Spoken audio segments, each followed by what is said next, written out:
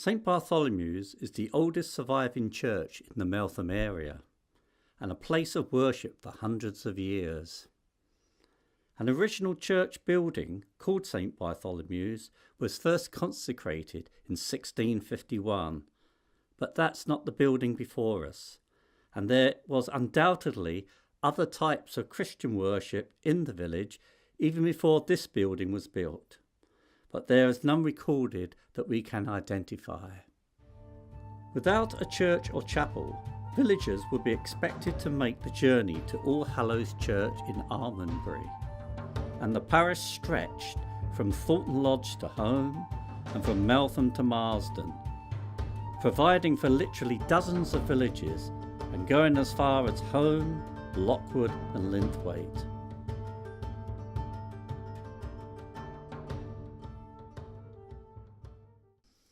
To save the long journey, which in winter would be quite hazardous, chapels of ease were built from the 15th century onwards in some of the outlying villages. One such case was in Marsden, which records a chapel being built between 1433 and 1455. Today, we have parish churches in nearly all these places and villages, but these are a product of church building from the 17th century onwards, although in fact most of them were built in the Victorian era of the 19th century.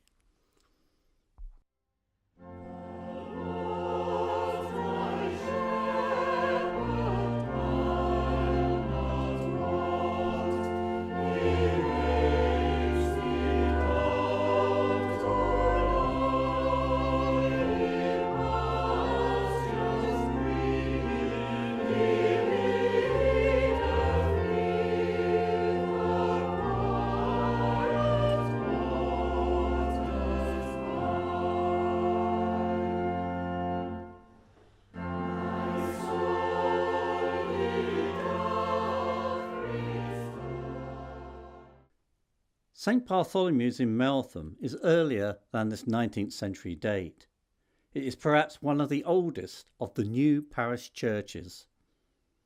A church called St Bartholomew's was originally consecrated on St Bartholomew's Day in 1651. This was just 1 month before the Battle of Worcester, in which the future Charles II of England was defeated, and it was the last major battle of the Civil War.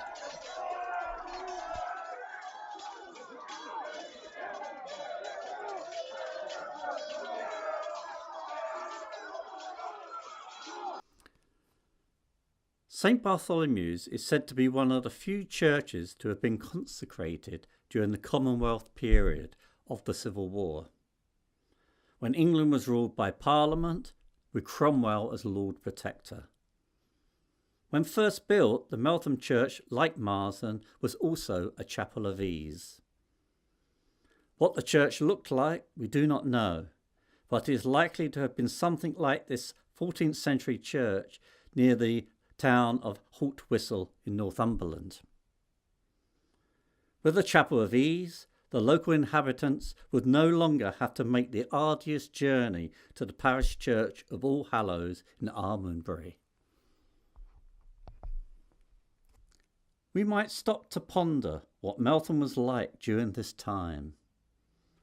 Evidence suggests that it was a small, mainly farming village, although it had a growing domestic textile industry, based on what is known as the dual economy. The dual economy got its name because people would make their living by a combination of farming and weaving of cloth. The farming was on a small scale. A household might keep a cow, chickens and a pig.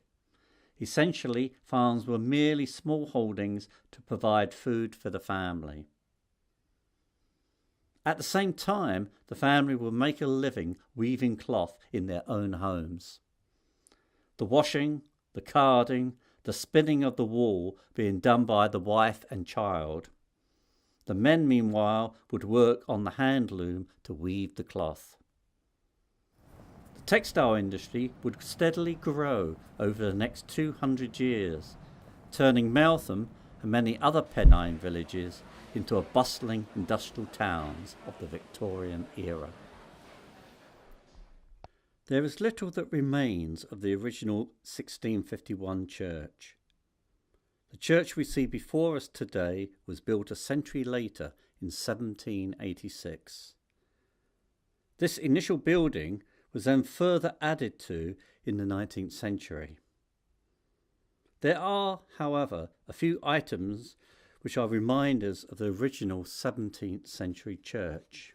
As you enter the church, look behind the door and you will find 1651 etched on the door frame.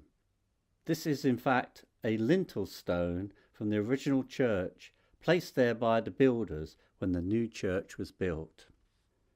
Another reminder is the door frame surrounding the choir vestry. Notice the detailed pattern on it reflecting the interests and design of that earlier time.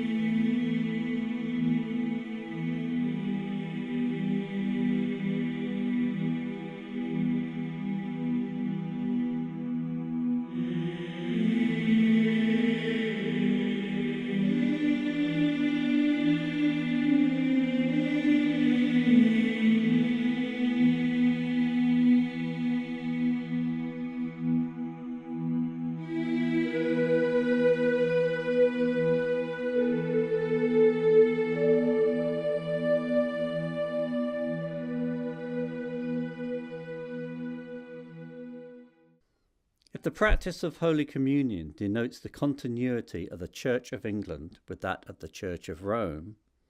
It is perhaps the pulpit that is the singular symbol of its Protestant character. For the pulpit signifies what Martin Luther called the centrality of the Word. This emphasis is upon the reading and preaching of the Bible as a centrepiece of a service of worship. It is then the existence of both Holy Communion and the pulpit that perhaps suggests the synergy which is Anglicanism. It is then poignant that a reference to this synergy is half hidden within the pulpit, where there is an inscription which reads 1651 Cathedra Veritas. The Latin translation of this is, quote, the genuine seat of a bishop. Now, whether this was inscribed at the time of the original church or in later years, we do not know. What we do know is that between 1649 and 1660, bishops were abolished. Yet in 1651, Henry Tilson consecrated the original church. Henry Tilson was, at that time, the deprived Bishop of Elflin in Ireland, and had come to become the incumbent of the parish church in local Cumberworth near Denby Dale. By keeping a low profile, he managed to continue ordaining Anglican priests in the area. Perhaps the inscription refers to St. Bartholomew's falling within the district of what might be regarded or seen as the unofficial diocese of this bishop, and hence the secret phrase Cathedra Veritas, the seat of a bishop.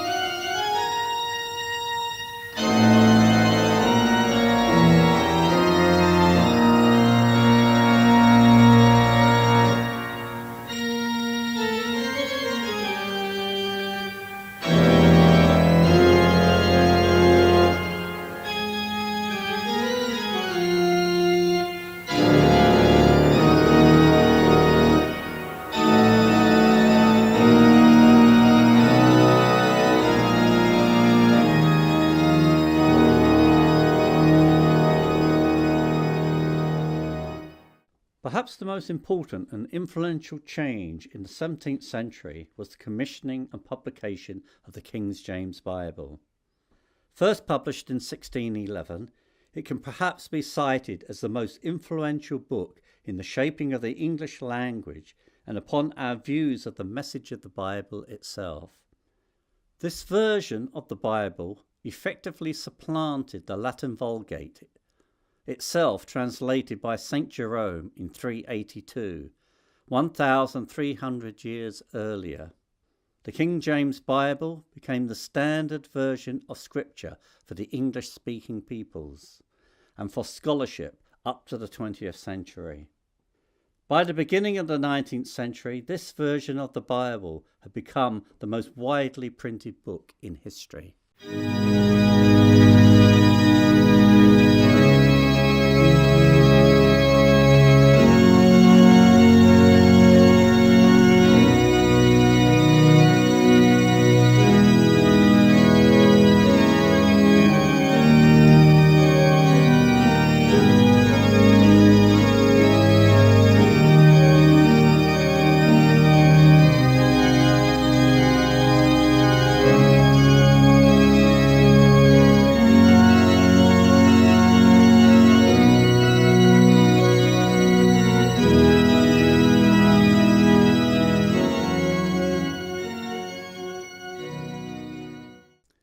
This section of St. Bartholomew's was constructed around 130 years after the first church was erected. This part of the church was built in 1786 in the classical style, a design that was dominant during that period. This now, however, only forms the church's nave, the central body of the church. The architect of the church is thought to have been one Joseph Jagger, a local stonemason who also did design work. Jagger was a talented man and is believed to have worked on extensions to Kirklees Hall in Clifton. And Jagger, along with another architect called Longbottom, designed and supervised the construction of Hippo Home Grammar School as well as Holy Trinity Church in Holmfirth. If we look at Holmfirth Church, we can see that it has a similar shape to that of St. Bartholomew's, although the stone finishing is different.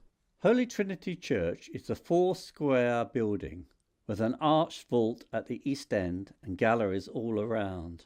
It retains most of its original style and shape, and we can see here how the surface of the stone has similarities with that of St. Bartholomew's, yet here in Holy Trinity the weathering has been much more severe and the rough stone surface underneath is far more exposed. Returning to St. Bartholomew's, we can see the fine stone finish on the south-facing wall of the church. Here we have finely cut square stone and the finest type of stone masonry. It clearly represents the dignity and stateliness which the classical style tried to evoke. These whitish grey coloured stones convey a sense of ordered purpose and regency, yet remain calm and understated in their polished presentation. At the corners of the building we find raised corner blocks called quorns, another component of the classical style. Classical architecture is based on Greek and Roman designs from antiquity. The 18th century style of St. Bartholomew's is known as neoclassical. The style became popular in England and was driven by the rational movement of the Enlightenment. This movement argued that buildings should reflect, quote, nobility and noble simplicity and calm grandeur. The style was seeking to present harmonized proportions as a reflection of human reason. Architecture is often a way of expressing a political or economic idea, an idea that is expressed through structure and through form.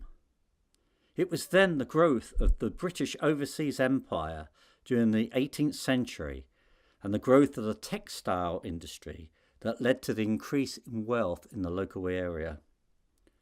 That in turn led to a desire to emulate the ancient civilizations of Rome and Greece. a form of flattery perhaps, but it was meant to demonstrate a growing sense of power and wealth that this growth in trade was bringing to England.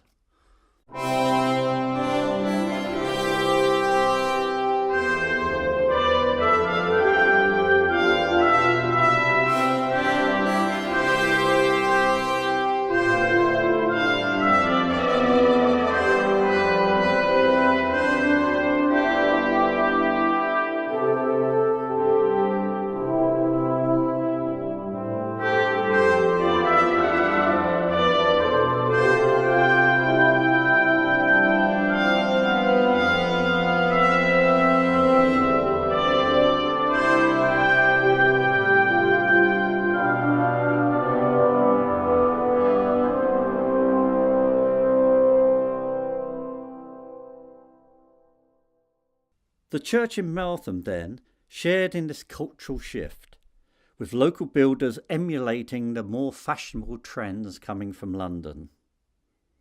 The church building presents us with an orderliness, an elegance, all in classical proportions.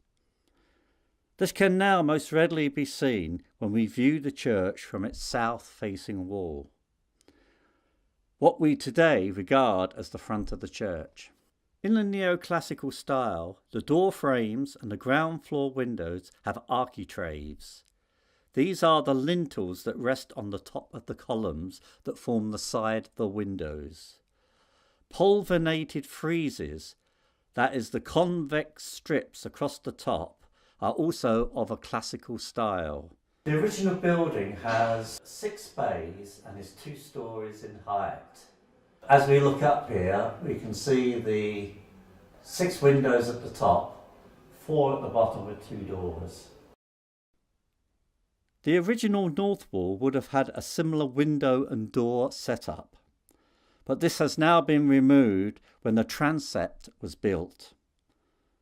Today, as then, the light comes into the church through lightly patterned windows on the upper floor, and this would have been the case on the lower floor windows, with the stained glass windows being a later 19th and indeed 20th century addition.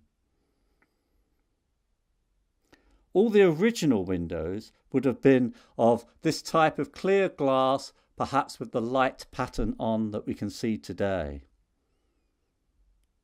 This is not merely a stylistic choice, but also reflected Protestant beliefs in a focus and concentration on prayer and the listening to the word. In consequence, images, paintings and statues were seen as a distraction. It was only with changes in the Anglican Church during the Victorian period that stained glass windows made a rigorous revival and now dominate many churches. When the new church was first built, the Church of England was very much seen as part of the political establishment. This was exemplified by Henry VIII's command, when he became head of Church of England, to display the royal coat of arms in all churches. This practice continued with a break during the Commonwealth up until the mid-Victorian period, when a re-emphasis on the spiritual nature of the church began. St. Bartholomew's still retains and displays the bald bearing the coat of arms of George III, who would have been the reigning monarch when the church was built. This coat of arms is now above the doorway leading to the choir vestry, but it once stood in the main body of the church above the altar.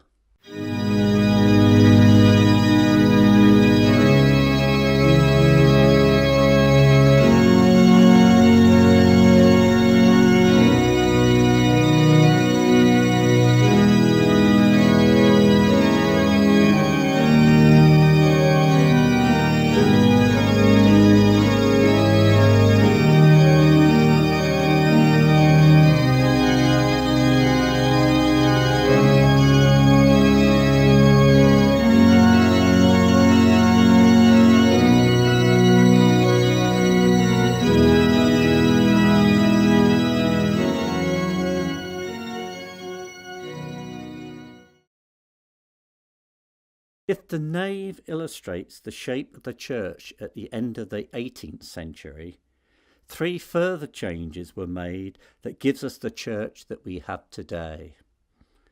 In 1835, the tower, a north transept and a gallery were added. Then in 1876, the church was provided with a chancel. We will look at each of these features in turn. The 1835 extensions were designed by J. P. Pritchett.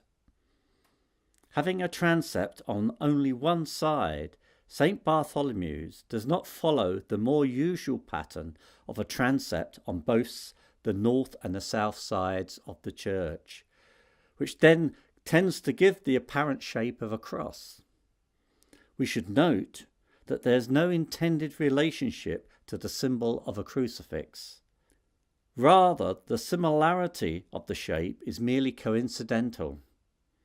The building of transepts was done largely for utilitarian reasons, as churches were required to expand in the 19th century to fit growing congregations.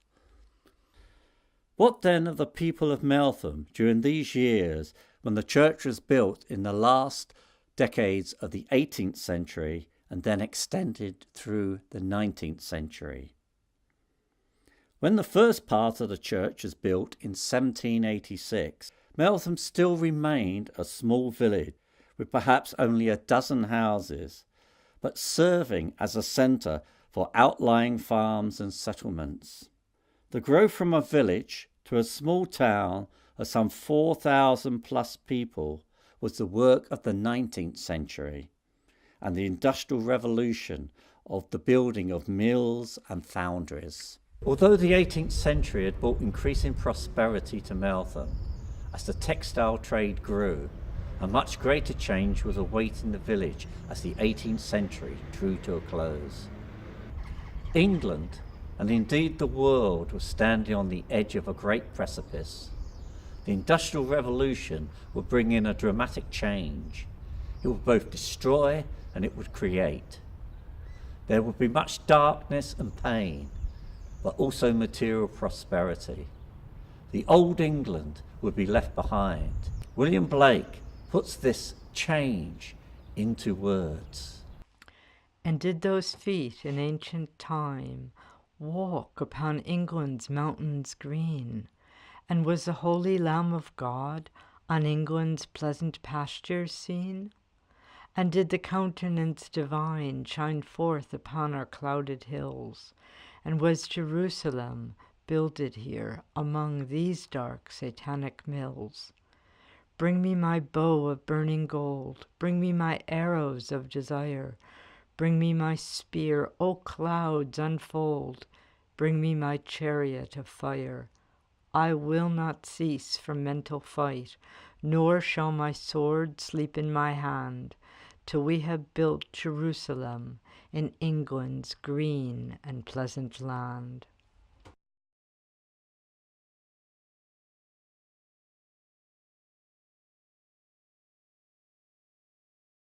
William Blake's poem, written as a prelude to his work dedicated to John Milton, and of course now the hymn we know as Jerusalem, but in its original form raised concerns about the changes to England that industrialisation was bringing.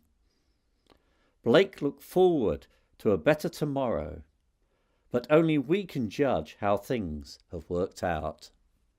Meltham today remains a small town, but it is now many times larger than the village it was when St. Bartholomew's was first built in 1786. By the end of the 19th century, the mills had developed into giant industry. Along with these industrial advances, Meltham's population expanded and the wealth of the town increased. It was during the era of expansion that the second major addition to the church was built in 1876, when the church was given a chancel. Over the century, tastes had changed. The 1870s was a period of energetic Victorian revival of the church. One result of this, in architectural terms, was a return to the style and sensibilities of the medieval church, or at least a version of the medieval church as idealised by the Victorians. Following this trend, the chancel of St Bartholomew's was built to copy the Norman designs of the 12th century. We see here the original architectural diagrams for the 1876 edition. Note the presentation of the nave without the chancel.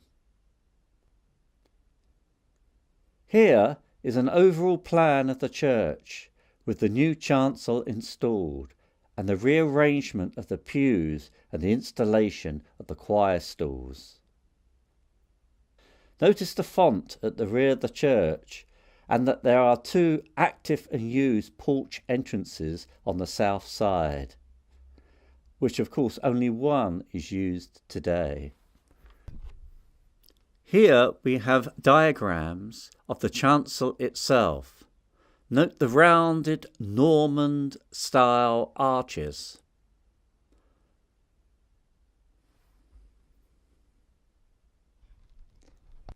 As we enter the chancel, it is the richest part of the church, being where the sacrament of Holy Communion is celebrated.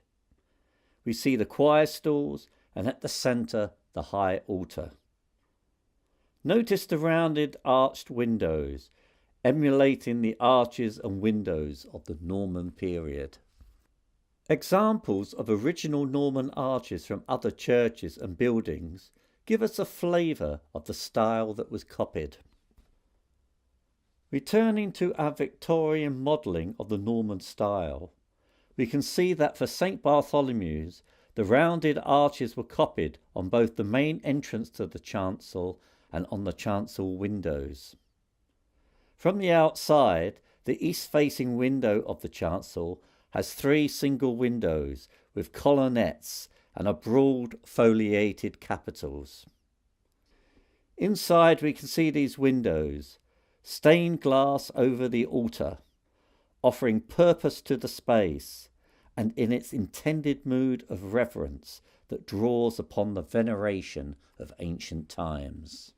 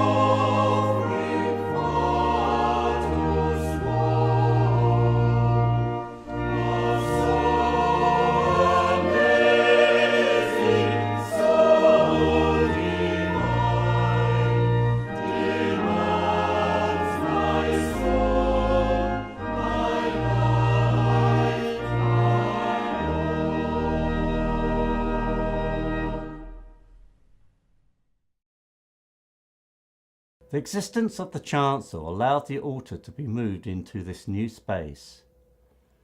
This expansion, combined with the nave and the north transept, enabled the larger congregations of the time to be accommodated. Overall, these changes lift the church from being the square classical regularity of the original 1786 building into a place of worship with a complex character and the combined history of different centuries. The Victorian influence within the church has not been confined to the additional structures such as the tower and the chancel, but it also announces itself to us through a series of monuments around the interior walls.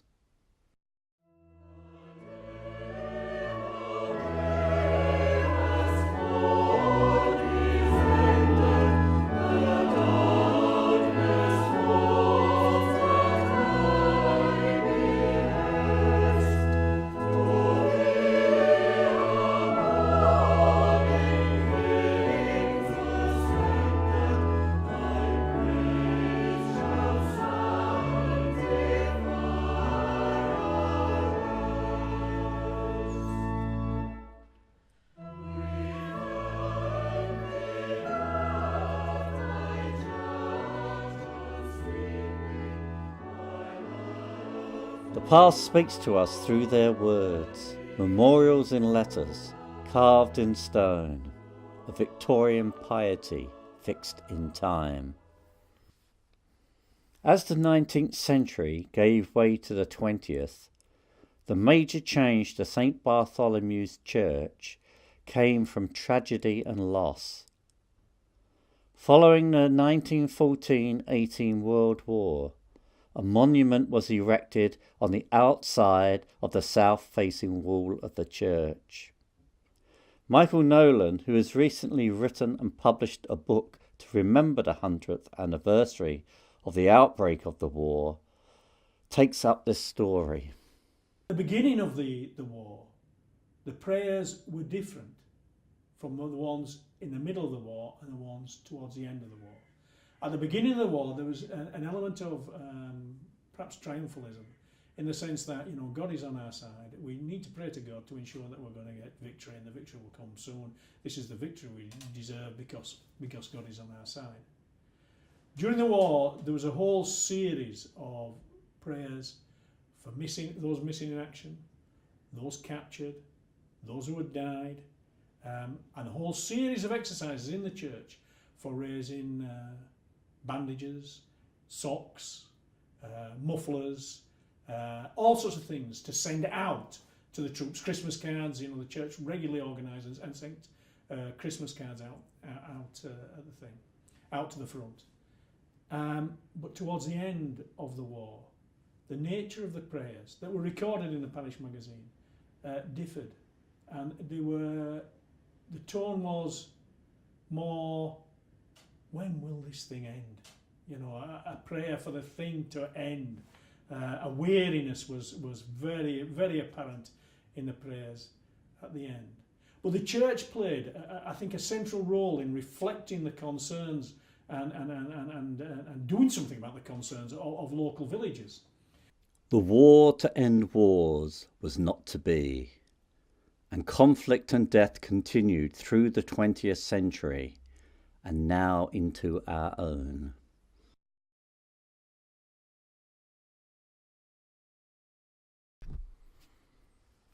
A church called St. Bartholomew's has served the village for over 360 years. The village itself has gone through many changes, but if there's one recurring theme, it is the continuity of the church and a worshipping community. And it is the people of the wider community, from other denominations and from none at all, living and working together in this place and in the houses and homes we call Meltham.